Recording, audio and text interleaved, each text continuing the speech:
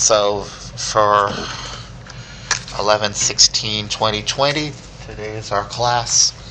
And first thing I want to tell you is test 4 is going to be next Tuesday, and that is officially the last day of the semester, last day of this class. And you will have a 25 multiple choice question Canvas online, that's a mouthful, test. Okay, and that will cover chapter 7, 8, and then, like I said before, I bunched up 9 and 10. That's how I've been teaching it for all these years. So chapter 7, chapter 8, and then chapter 9 and 10 sort of merge together. 9 and 10 is Lewis structures. And that's it. Okay, it's not cumulative, it's just on these 25 multiple choice questions. There is no take-home problem set, simply because of just time and a lot of other stuff going on in my life. So, and I posted the study guide for this on Canvas. I think I did it on Friday or Saturday. So definitely you want to use that. It will basically tell you what to look for on the exam. Okay, so this is important. And I'll basically go over the study guide this week of class, Monday, Wednesday, and then Friday we will have class as well. And what else? Quiz 4 will be due. The way my system works is that the quizzes are due the same day as the exams. So quiz 4 will be due on 11/24.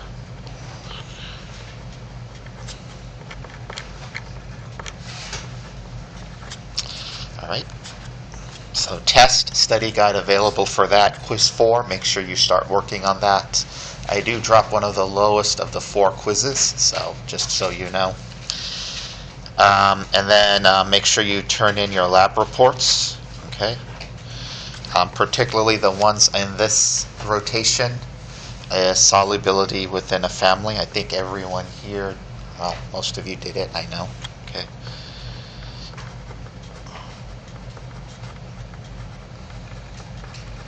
And then molecular models. So I have been receiving just a couple of emails, and they've come to my Zoom office hours that they're having issues with the software. I haven't used the software. I've used other softwares, just not this particular one. So you still should be able to do the lab report with or without the aid of the software. Okay, the software is just seeing what they look like in 3D. You get a nice, beautiful representation of the molecule, but it's not really going to, you don't need it to learn how to draw Lewis structures. It just gives you what you draw, the paper in 3D, what it looks like, in quote-unquote real life. Mm-hmm. Yes, sir. The molecular models, which molecules are we supposed to be actually doing for the Lewis structure? I haven't looked at the lab, Zach. I believe it's set A, set B, set C. Have you looked at it? D? I think you do one of the sets. Okay. Yes. So like one of the pre-done ones? I'm sorry? This is just like one of the... never mind. Oh. I think when I looked at it, there set A, set B, set C, set D. There is. Yeah, you just do one of the sets. Okay. Yeah, set A or set B or set C and set C or set D. Okay, you don't do all all 4 sets. Speaking of Lewis structures, I do have an extra credit Lewis structure where you do draw all 40 Lewis structure problems. And again, that's the honor system, and it's 25 points towards your homework. All right. Some of you it may help. Some of you already have a very good A. Just boosts it up. So 40 Lewis structure extra credit. Okay, draw those structures. Check your answers with my answers, upload it to Canvas. I'll look at it, make sure you did it all okay, and then I will give you 25 extra credit points. It goes towards your homework.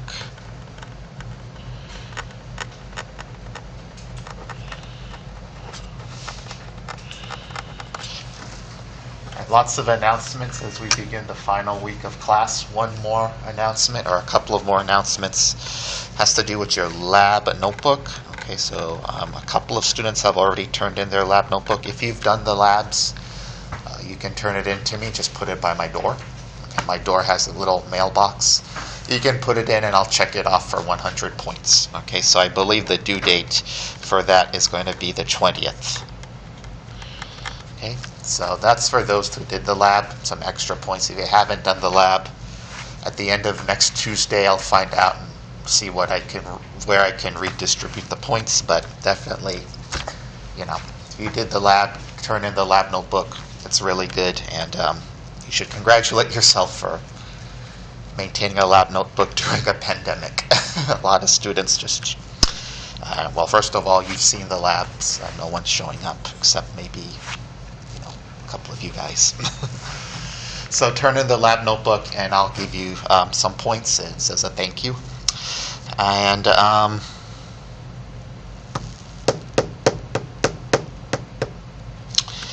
then there's clutch prep drills. So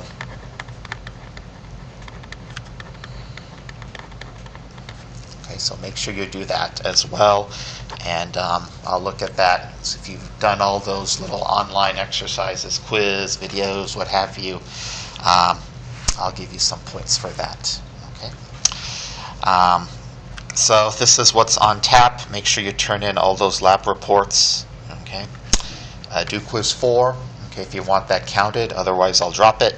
Study guide is available, and then your test next Tuesday, and lab notebook for those of you that have done the labs.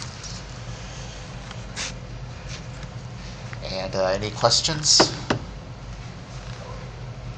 All right, so lots of announcements, 10 minutes of announcements, and now we will go over some more Lewis structures.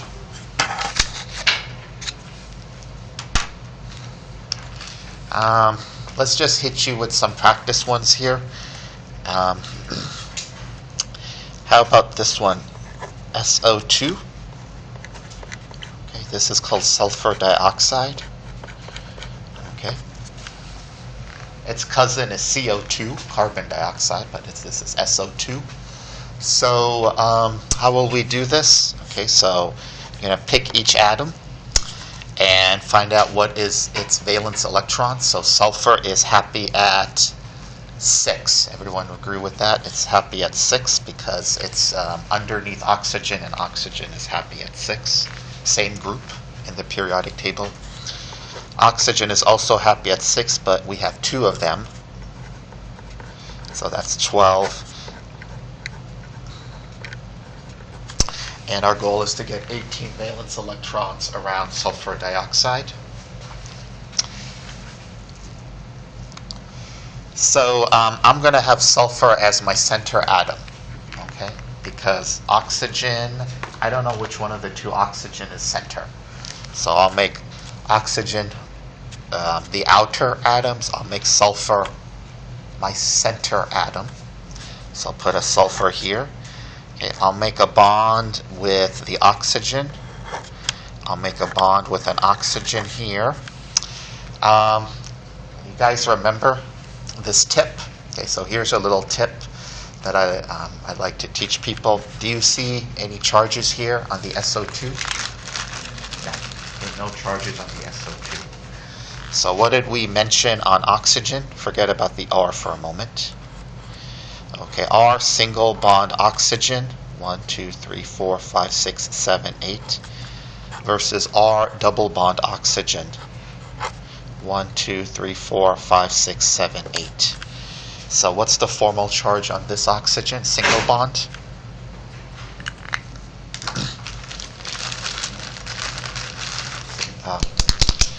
What's the formal charge here? 1, 2, 3, 4, 5, 6, 7. What is oxygen happy at? 6. What's 6 minus 7? -1.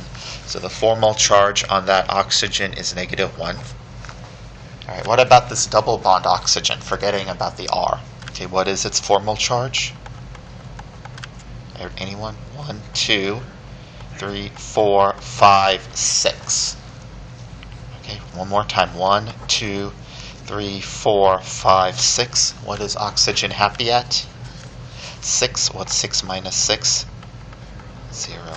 So this has a 0 formal charge.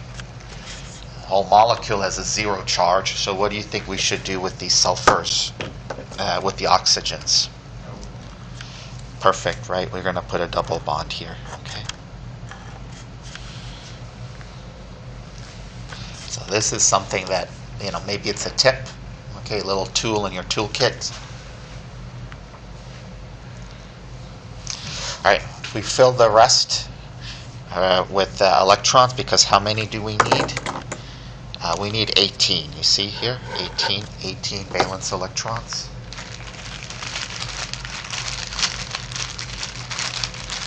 So, count with me. 1, 2, 3, 4, 5, 6, 7, 8, 9, 10, 11, 12, okay, 13, 14, 15, 16. Wait, where will 17 and 18 go? Where will 17 and 18 go? Correct. On the sulfur. Very good. Okay, it's going to go back to the sulfur.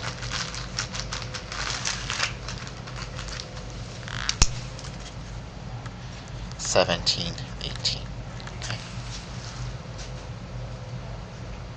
All right, let's do some formal charges. Well, we already know the formal charge of this oxygen is 0. I'll go through it again.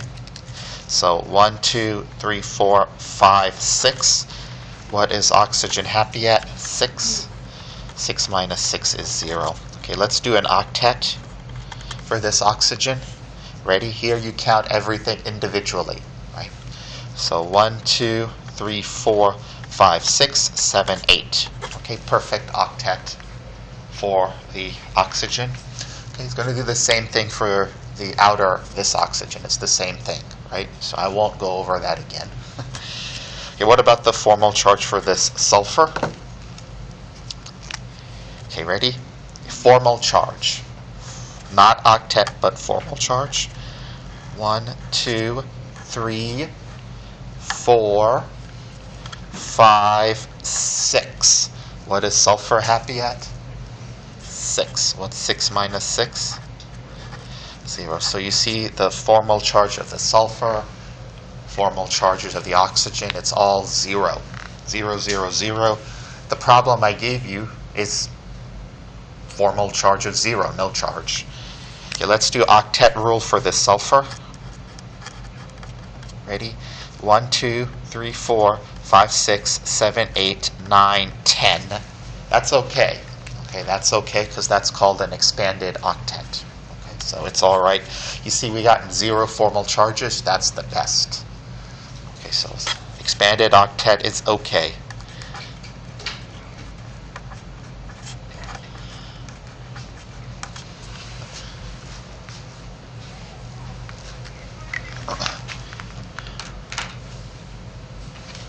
So this is the best structure for sulfur dioxide. Let's look at polarity.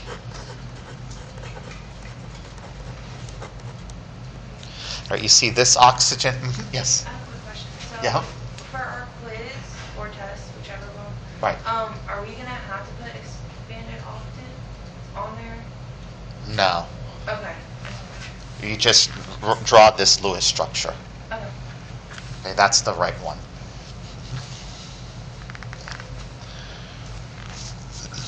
Because you can draw this so many ways, but this is the right way.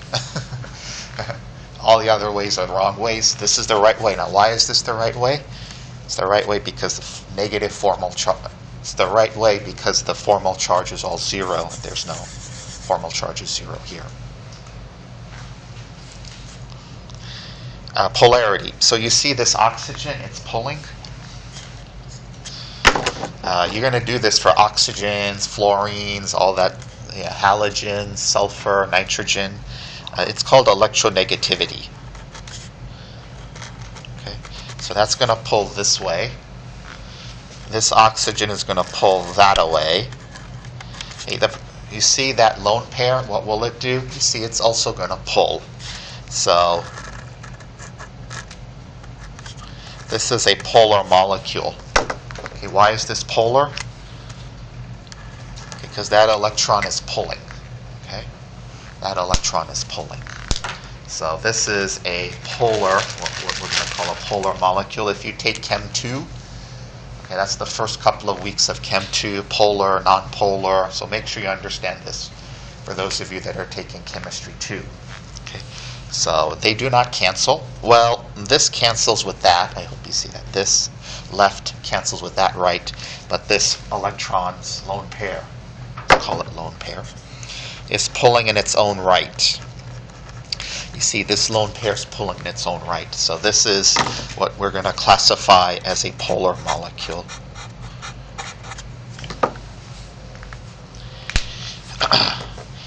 Okay, that's one thing. The next thing is hybridization.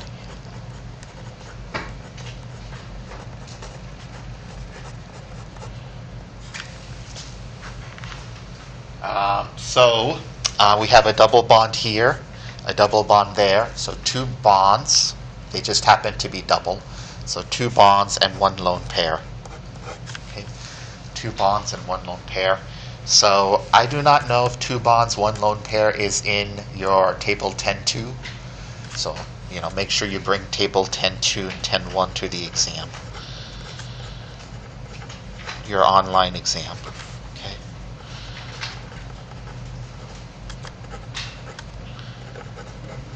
Is it, Joshua? Two bonds, one lone pair? Bet. It's correct, okay.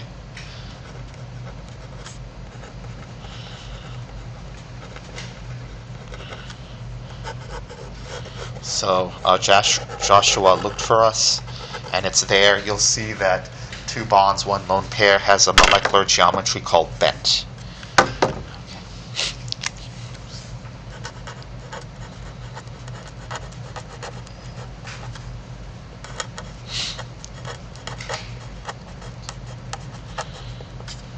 So this is what the molecule looks like in 3D, bent. Okay, bent. And the final thing here is hybridization. Okay, let's go back to hybridization. Sorry about this. Okay, two bonds, one lone pair. What's 2 plus 1? 2 plus 1 is 3. So how will we get to 3? We will take 1 from S, and then how many from P? How many from P? 2. Okay, 2P plus 1S is equal to 3. So probably one of the lone pairs resides at the P, and then the other P and the other S form this bond. Okay. So this is called an sp2 hybridized sulfur.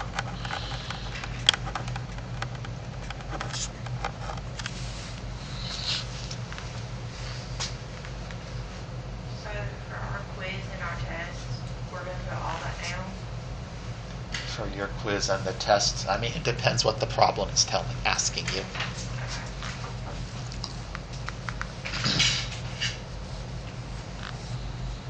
I mean, if it's asking what's the polarity, then you're going to say it's a polar molecule.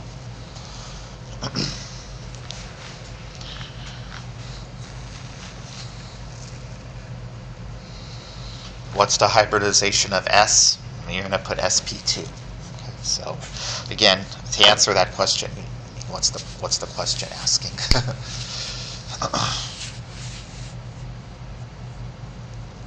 Right, anything else in terms of this? I think we've answered it. Sulfur dioxide, 2 bonds, 1 lone pair, polar, and the molecular geometry is bent.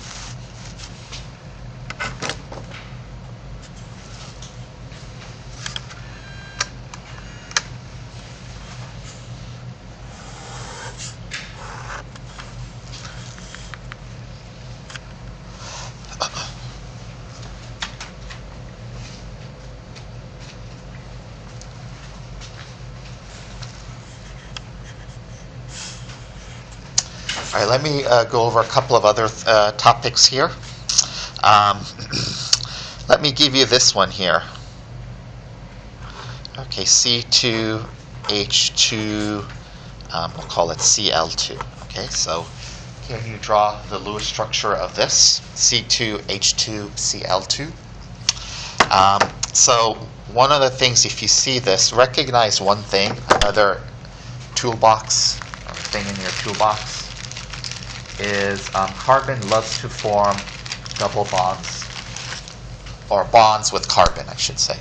Carbon loves to form bonds with other carbons. Okay, that's the whole basis behind organic and biochemistry.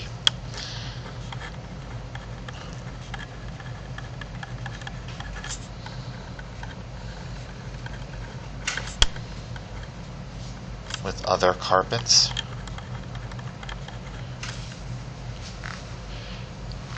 The carbon loves to form bonds with other carbons. So we have 2 carbons, 2 H's, and 2 Cl's. So what do you guys think we should do? Carbon loves to form bonds with other carbons. This is the whole basis for your organic and biochemistry classes. So I'm going to have a bond with another carbon. Okay, where do you think the 2 H's can go?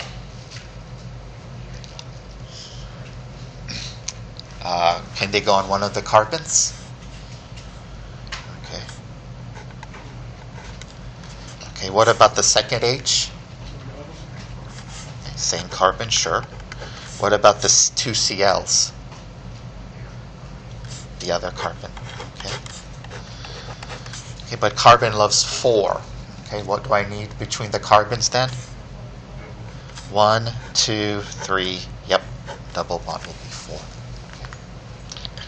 So that is one Lewis structure of C2H2Cl2. Okay. So is that the only one? So Zach told us to do a hydrogen and a hydrogen. Can I not also do this? So coming back to C2H2Cl2. Okay, so C double bond C, Zachary. And I'll have an H here. Okay. And how about I do this? I put this H instead of here. Let me put it here. And this Cl, instead of putting it on that carbon, I'll just leave it at this carbon. But this Cl, let me put it on that carbon. Is that also a good structure? Is that also a valid structure? The answer is yes. Okay, it satisfies all our rules. Okay, so that is one type of structure. Okay. Can you guys think of anything else? You see this Cl? Okay. Where is it relative to the double bond? Where is it? Diagonal, right? Diagonal. Relative to this double bond. Where else can I have the 2 Cl's? Well, this is opposite. Then where else could they be? What's the opposite of What's the opposite of opposite? Same. So I can also have the Cl's on the same side of the double bond. Very good.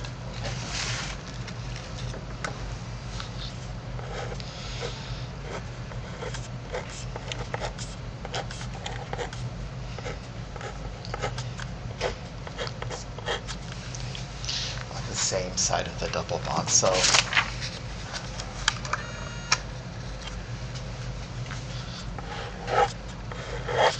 the Cl substituents on this side is on opposite. So they actually, remember, the Cl's are going to pull. Okay. So that's going to pull in this way. And the double bond, that's going to pull the other way. This is actually nonpolar.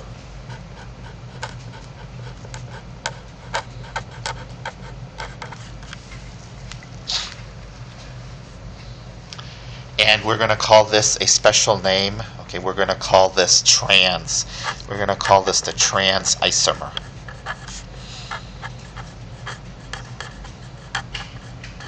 Okay, trans is I forget, Greek or Latin. It means opposite. Okay, trans. So this molecule actually has not 1, not 2, but 3 isomers.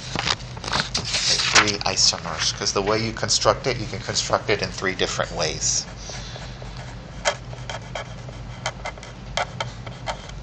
Okay, so I'm going to define isomers as same molecule, different arrangement of atoms.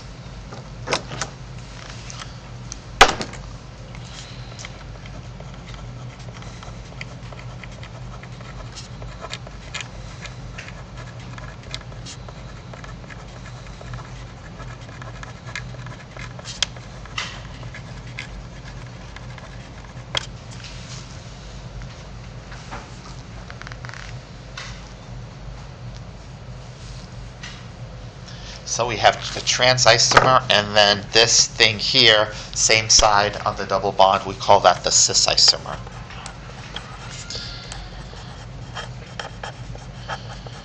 Okay, so it's these, these 2 are valid structures, but if you are, and this is also a valid structure, okay, you guys came up with that, Zach, and you all came up with that, but if these 2 CLs are across the double bond, we call it trans. If these 2 are on the same side, cis is in one of those ancient, I don't know, Greek or Latin.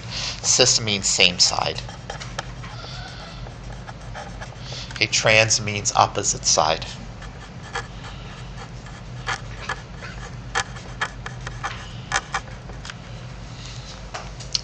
And, these have very different properties.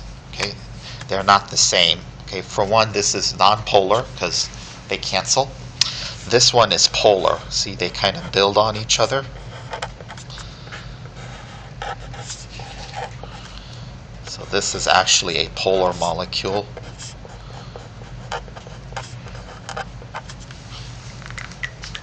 And, yeah.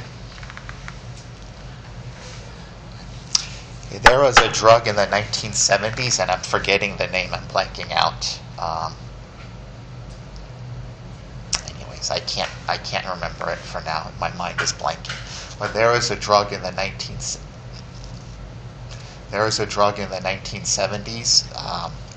that they would give to pregnant women, okay, to combat nausea, and it was to get rid of nausea. You have to forgive me, I'm forgetting the name. So they would give it, pregnant women get nausea. My wife had severe nausea. And these women that were given this drug,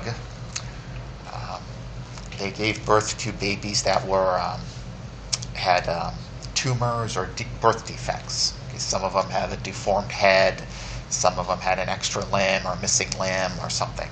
So, wondering why was that? All these women given this drug to combat nausea, an early symptom of pregnancy, were giving birth to, it's called teratogens. It's the name for very severe birth defects. And they found out it was the nausea pill. Okay, what was wrong?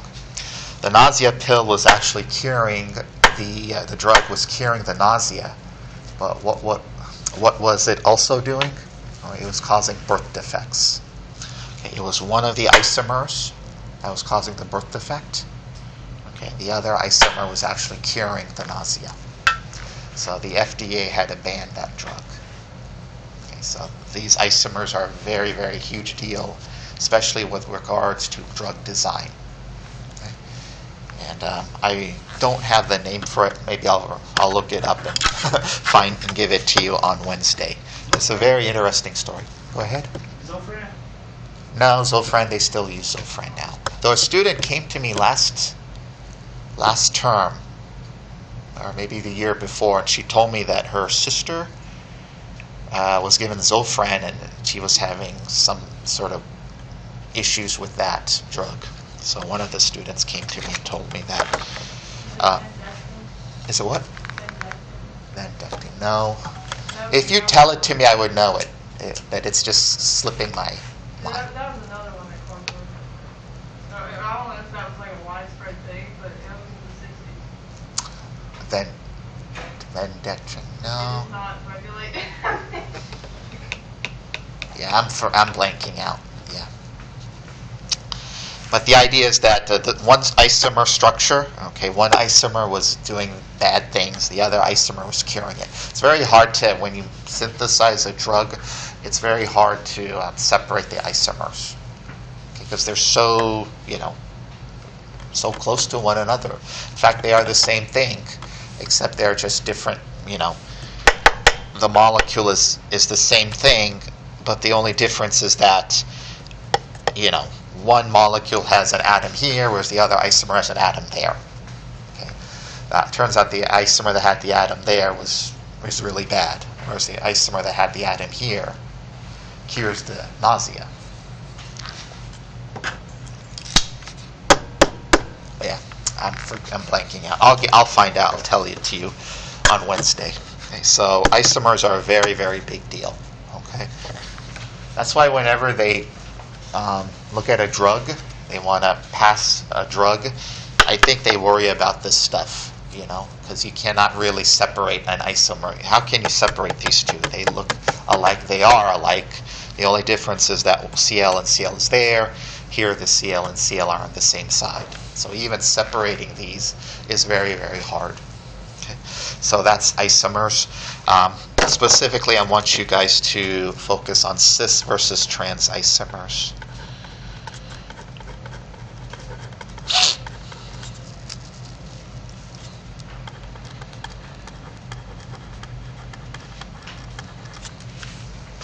Okay, once again, trans is on opposite face of the double bond, diagonally, and then cis is on the same side of the double bond.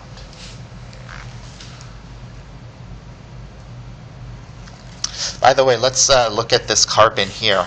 Okay, what's the hybridization of this carbon? Okay, how many bonds? 1, 2, 3. So 3 bonds and how many lone pairs? 0. So what's 3 bonds and 0 lone pairs? That's going to be trigonal planar.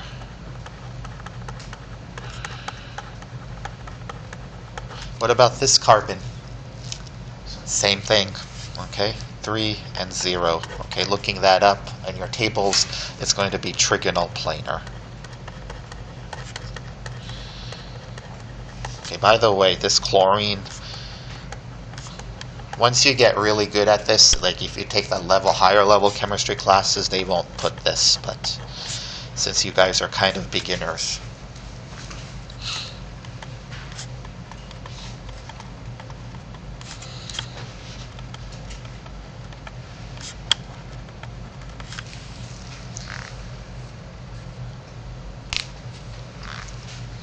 All right, trigonal planar, and how will we get to 3? Okay, 3 plus 0 is 3. How will we get there? Okay, we're going to take 1 from S, and then how many from P? Not 3, because 3 plus 1 would be 4. So how many will we take? 2. Okay, so this is an sp2 hybridized carbon. Okay. Same thing with this one. Okay. So that's an sp2 hybridized carbon. 3 plus 0 is 3. 1 from S, 2 from P. Okay, that's how we get 2 single bonds, 1 double bond.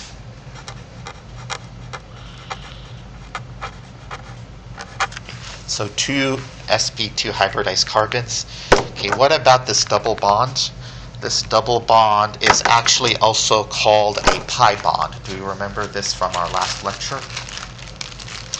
Okay, a pi bond. What is a pi bond an overlap of? Okay, it's an overlap of 1 p orbital, okay, for a double bond. So a p orbital looks like a dumbbell. It looks like this, okay? And to get a successful pi bond, Dr. Fung, he loves this stuff, orbitals and things like that. Molecular, this type of stuff. But anyways,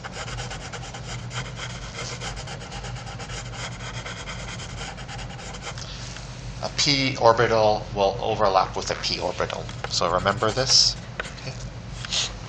So we have a pi bond there with an overlap of 2 p orbitals. Also, we have s orbital overlap. Okay. So this was from Friday's lecture. Okay. So the S's overlap, which is a sigma bond. Anytime you see a single bond, it's a sigma bond. Anytime you see a double bond, it's a pi bond. If you see a triple bond, it's two of them. Remember Friday's lecture?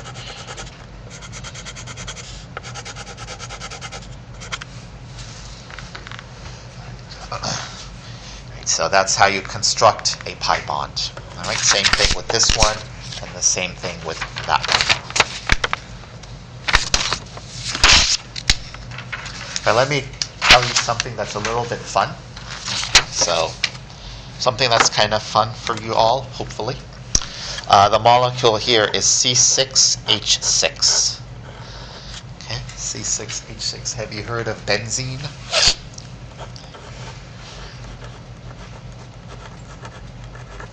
Okay, benzene. So one fascinating thing about carbon chemistry, carbon loves to form bonds with other carbons, but they can also form rings. So carbon can form bonds with other carbons.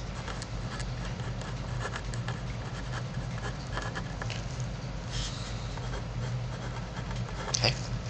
But can also form rings.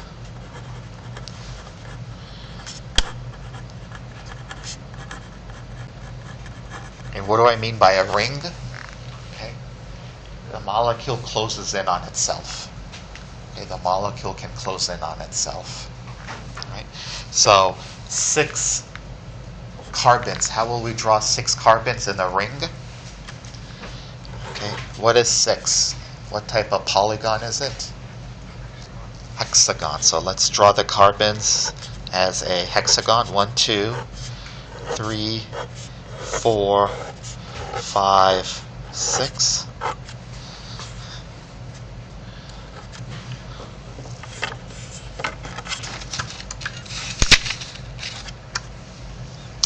Let's put our 6 H's in here.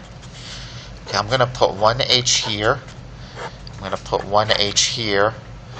I'm going to put 1 H here, 1 H here, 1 H here, and then 1 H there. Okay.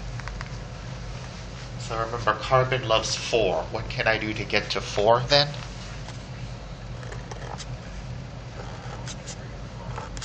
Yeah, double bond to every other carbon. Okay, so maybe you studied beforehand or figured it out. If you figured it out then, right then and there, that's really good.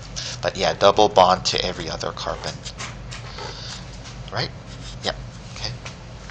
Double bond to every other carbon. So let's look at this carbon here. I'm going to call it carbon 1. Okay, 1, 2, 3, 4. Carbon 2, 1, 2, 3, 4. Carbon 3, 4, 5, and 6. All 6 carbons, all of them have 4, because remember, carbon loves 4.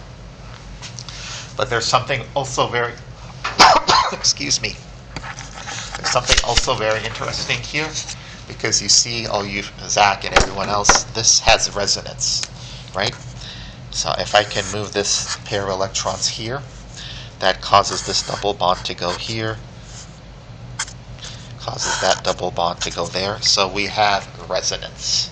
A very important aspect of chemistry, this idea of resonance. So let me draw the resonance structure really quickly. Okay, so now the double bond is here. Double bond is here. Double bond is there.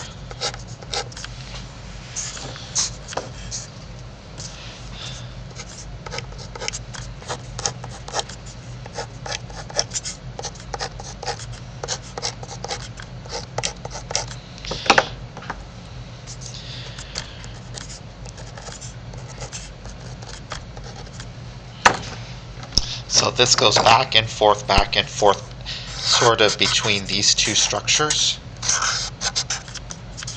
And this is a classic example of resonance. Okay.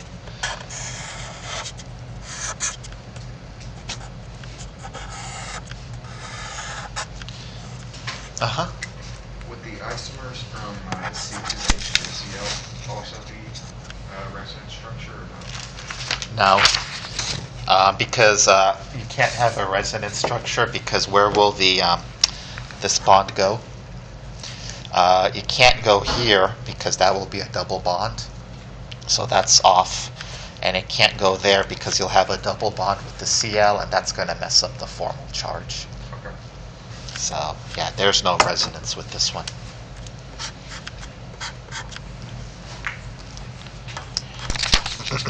Right? Carbon 1, 2, 3, 4. Yeah, this double bond can't go anywhere. If it goes anywhere, it messes up the charges. But here, the double bonds can go. It doesn't mess up anything. Yeah. So that is the resonance structure of benzene. So I want to tell you one thing here. The double bonds, remember we were talking about delocalization? The double bonds are delocalized across all carbon atoms. Okay.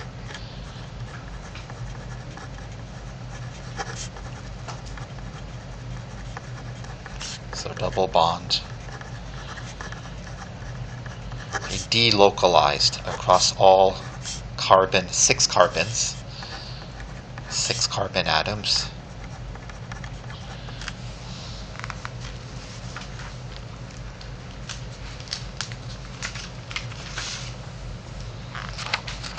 Okay, so you can move this here, here, here, here. So literally the double bond is buzzing around.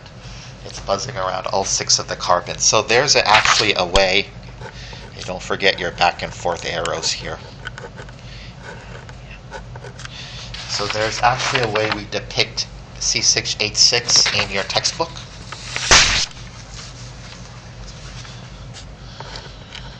Okay, or in other textbooks. We actually, this is how it's drawn. So instead of these carbons here, I'm going to symbolize that by a point. Okay, a point. Okay, another point. All of these carbons represent points. 0.3, 0.4, 0.5, 0.6.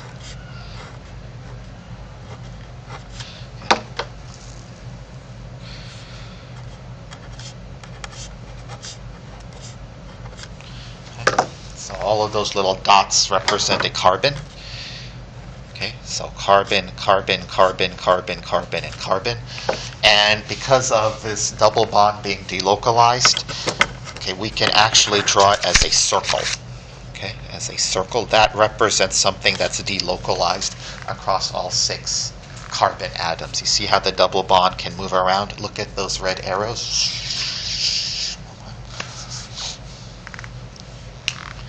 So that's one way we depict benzene. Okay, it's called an aromatic ring because a lot of these benzene-like molecules, these derivatives, they smell. They have aromaticity.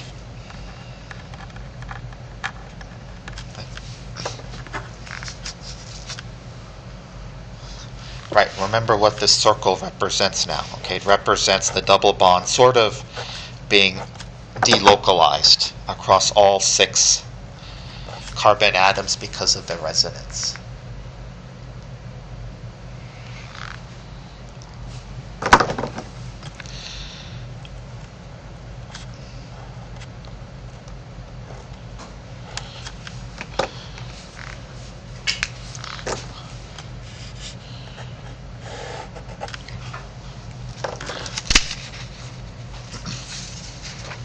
So let me draw one version here. So, just as a review, okay.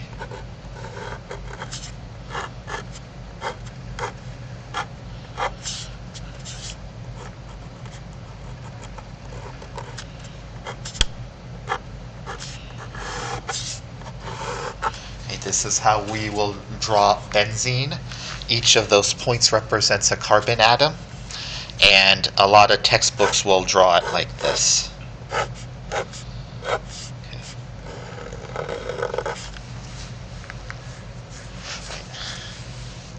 A molecule that closes on itself. Okay, forms a ring, in this case a hexagon. Alright, so one final thing here. Let me draw one version. Boom, boom, Okay, remember, what does a double bond represent?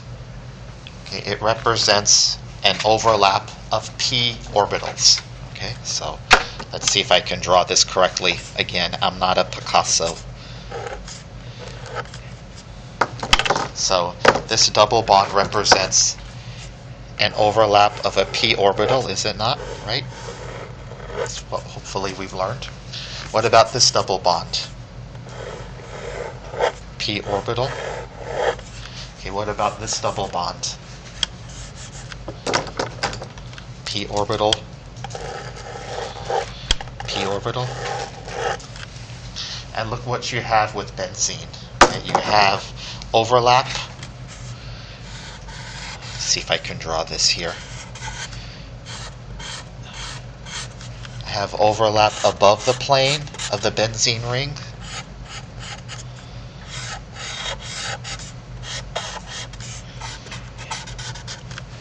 And then I have it below the ring of the benzene, right?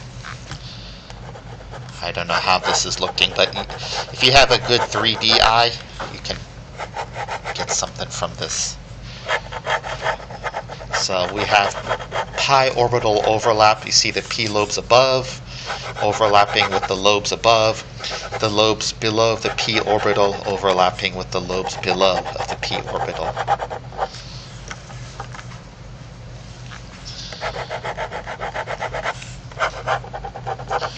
Probably not the best drawing, but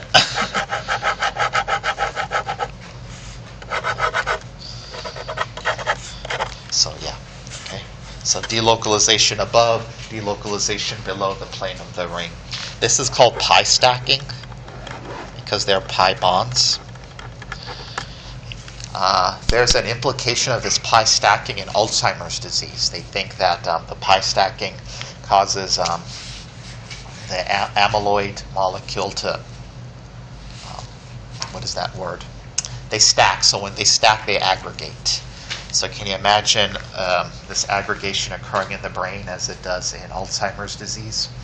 So this pi stacking, just to leave you, has some sort of relevance in our body, particularly with neurodegenerative diseases. Molecules that have this benzene can stack, and when they stack, they sort of aggregate with one another or to one another, and then they precipitate out of the cell and cause all sorts of plaques. All right, so benzene, very remarkable molecule, resonance, pi stacking, and we'll touch on this again Wednesday and on Friday. So we have class Wednesday and then review Friday, and I think that's it.